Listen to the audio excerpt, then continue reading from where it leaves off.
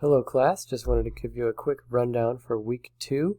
So basically this week, because it's the 4th of July on Monday, we're not going to have any assignments due Monday. So we pushed those assignments back to Tuesday night. So instead of Monday, you'll have a Tuesday deadline for these things, nothing due on Monday.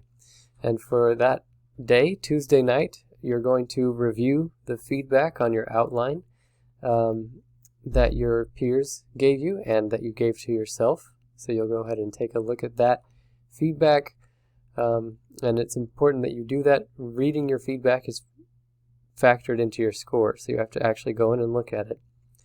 You will also respond to your peers' introductions. So you've submitted your introduction, you're going to go respond to 2 of your peers.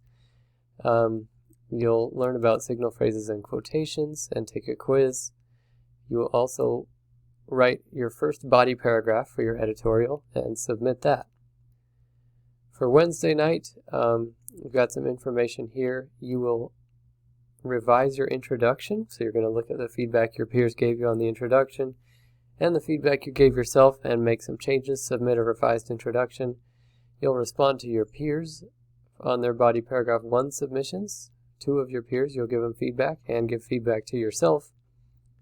And then you will write your second body paragraph and submit it.